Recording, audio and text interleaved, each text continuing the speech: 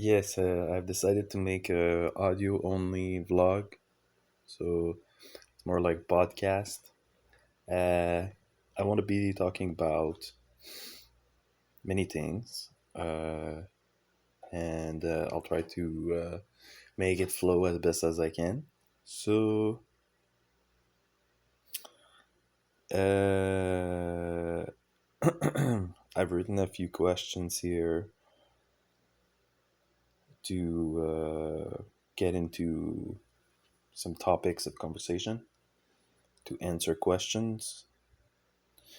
I'm not expert. I'm not saying that I'm an expert. I'm just saying from my experience.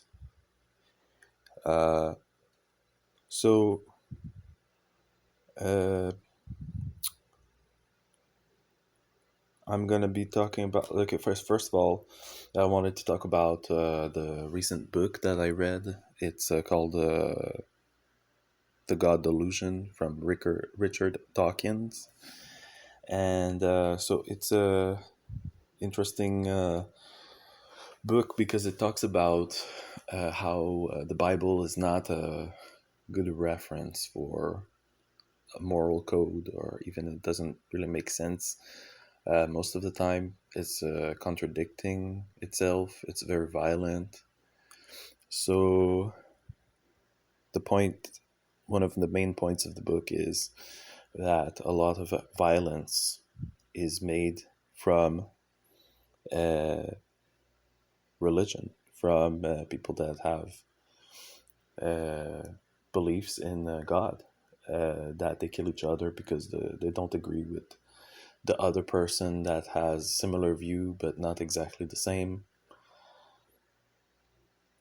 So uh, it's much more moral to be atheist if you think about it in that term, uh, because a lot of the violence and evil of the world is made in the name of love and in the name of God. I've experienced this myself as a Jehovah's Witness, being shunned by my parents and community. Uh, these are people that believe in God, they believe in doing the right thing, and they follow a religion or a cult that tells them to uh, cut communication and pretend like the person that is not agreeing with them to be dead. Uh, so if you go into points in the Bible, they have uh, stories of Lot, for example, in the first Testament. Uh, really, really intense, violent stories and sexual violence and raping and incest. And God is orchestrating all of that in the back.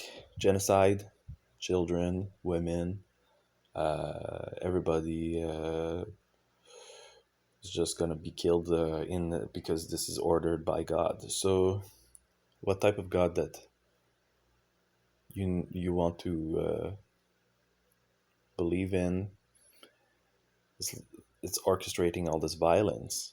So, for me, atheists have always been some sort of elite, in my opinion, or some other class that is like a luxury. And I never thought of myself as an atheist before, but after reading that book, I actually think I am. So I think the purpose of the book is also to get out of the closet and assert yourself as an atheist, because of all the reasons that are in the book. And what's the alternative? Well, Science does not have all the answers either, but they were talking about, Richard Dawkins was talking about natural selection, evolution as the alternative, because as humans, we look at creation and we think, oh, this is so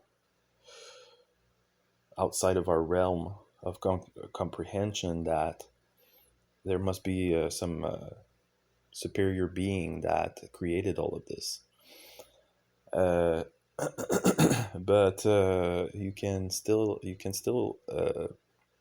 have that feeling without attaching it to a creator or a god, or because the universe itself is that thing.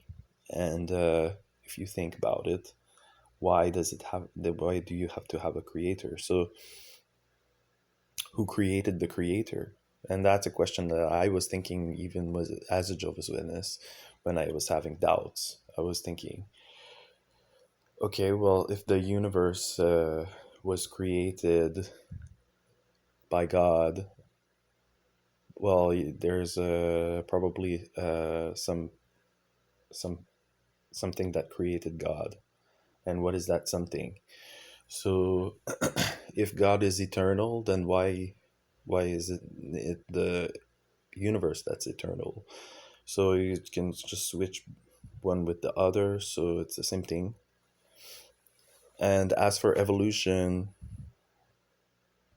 how did life come about uh, on uh, on the Earth? Uh, we don't have a exact answer for that. We only know with evolution that how species change over time, and there's a variety. Some become extinct, others continue. But even then, it's very uh, it's very complicated to explain the how complexity can develop with less complex things. How can that the law of nature that makes it that there's a intelligence is developed, for example. I recommend the book. I thought it was a very good, very well written. So it's the God Delusion by Richard Dawkins. So that's for that. That's that. Another book that I want to read is Carl Sagan, Demon Haunted World. So that is also a book on science and critical thinking as well. So for my creative projects, because I have some goals, like I need to structure. I think it's helpful to make a video like this because I can structure my mind so I know what to do next and what I think about things. So sometimes it's not even taking action; it's just having a clear idea about what you think inside. Uh, so for values, what is most important for me right now? Uh, I would I want to live a long life, first of all, and like I said in my previous video, I want a passionate life and create a creative life, honest life. Uh, what keeps me motivated? I want to experience new things and follow my enthusiasm and continually learn and challenge myself. And I want a balanced life. So having all the spheres of life, all the spheres of life, and working on the different aspects. to have balance. Health is also very important, because I can be artistic but neglect my health, or I can be so involved in a project that I neglect my health. I don't think that's helpful. That's not something that I want. Uh, I also want personal growth. This is the reason why I do what I do. I want to develop as a person and become a better person, connect with people, get paid. My priorities at the moment are to stay in a house, stable housing, and have food. So I didn't realize this until a few years ago, that housing and food is most important. It comes before anything else. Uh, but I can set my own goals and keep working on what I'm doing. So what have I been doing? So I've done a lot of projects for people that just met me. It's like, well, who are you? Well, to make it short and simple, I want to give a little overview. I have the projects in Montreal. First of all, when I left the call Jehovah's Witnesses, I've completely drastically changed my life, restarted from scratch, everything, and became homeless and all of that. And then I got into so many transition programs and did very well in them. So, and there are artistic programs and many successes until 2014, where I was in a circus and did representation with with shows for a circus, and I had worked already on that, but hand to hand, and working on my coordination and my flexibility, my strength and endurance, acrobatics, balance. I was working with yoga before that. So I developed physically in multiple ways, and I thought I'm gonna be a dancer, a professional dancer. That's become my passion now, because before that it was like I want to be a DJ or work in video games. But I gave up on that dream, and I just I thought my future is with dance and circus. But once I arrived here in Toronto, I was put a stop. I was blocked because I needed to go back to the shelter. No money, like the all the things that come with poverty and social class. So I was blocked in many ways, and so it took me a long time to get stable housing. And then, okay, yeah, I need to sign that contract and uh, get the housing, and then it's mostly the day-to-day grind, like groceries, laundry, budgeting, everything that is required to live day to day. Uh,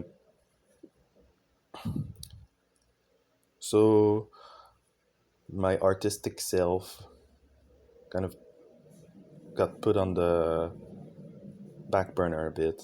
It's like, okay, well, there's things that are really priority, and those are not my artistic projects. So uh, that's how it happened. So, but that doesn't mean that I don't have a creative life. I still I work. Sometimes I work. I think I work more than I have ever worked in the creative field. But I rarely skip a day where I'm not working on something creative. And then the thing that I realize is that there's really no difference between doing something creative and doing something that's not creative, because sometimes you're just going out for inspiration, for example. So it's like my social worker said, it's like your apartment is your canvas. So if you're doing putting on decorations in your house or anything, that's also something that's creative. So it's very vast, uh, what being an artist is. And here, since I'm in Toronto, I realize there's so many artists. Every time I meet somebody, it feels like a big percentage of the people that I meet are artists, or they self-declare themselves as artists. And then I wonder, how come I don't know anything about them? What is their discipline? What have they been doing? I have no idea, because it's not in the media, so I don't get to hear about it. Uh, but on my part, like I said, I keep my creative practice, but my housing comes first. My health comes first. So where do I see myself in 10 years? I hope to keep doing what I'm doing already. I hope to be happy, have peace of mind, and be content. I hope to achieve more of my goals. I would like to be a social circus instructor. So, what is social circus? Social circus is working with people that have had less fortune in life, and help them to develop confidence, life skills, communication skills, and circus skills, to change people's perception of them in their communities, uh, and make them do shows, like organize the whole thing with other people. But as a circus instructor, I'd be initiating them to circus circus practices. And so circus for me is like developing the physicalities of what it means to be a social or circus person, and also uh, movement, the freedom of movement and freedom of expression through your body, through your movement. And like I said before, challenging challenges and coordination and touch, because it's not something that's done alone. It's social circus. So you're working with social workers, you're working with other people, so it's a community thing. uh, so there's communication in that, a lot of communication, and going for a more primal way of communicating. uh, so yeah, that's social circus. And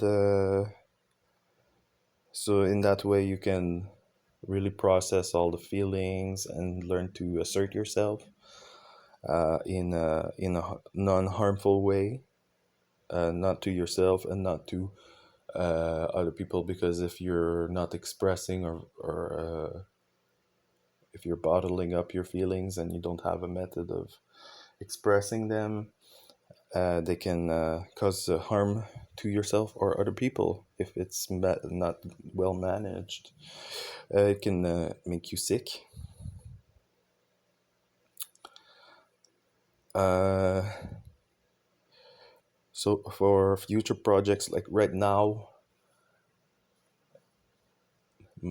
since a few years, my creative practice since 2017 has been mostly guitar playing, a few hours every day. And right now it's still that I have 2 hours maybe every day. And now I'm doing video exchanges with Paul Gilbert. Uh, and we're getting along very well. Uh, Sometimes I feel a little bit like I'm not worthy because he's so much famous and very like successful and all that, in my perception. But yeah, I never realized that he was such a good artist because he's figured out how to make a living with his guitar playing, and he does it all the time. So that's what success means for me. It's like being busy doing your art for every day and still have income from you can have income from it. Or it's not a question of like, oh, is your art beautiful, is your art popular, is your art good, what style is your art. It's not that question. Is a question of, are you doing your art every day, and are you functioning in all your aspects of your life and being healthy. So that's success, I think, and you continue to do it uh, in the long run. Uh, so if I follow the questions here, I have a question about the budget. I'm the person that's written these questions. But how do I budget my money? Well, I'm using envelopes right now, so I have my the different areas of life that I need to spend. For example, my phone bill, my internet bill, my groceries, laundry, pharmacy, pocket money,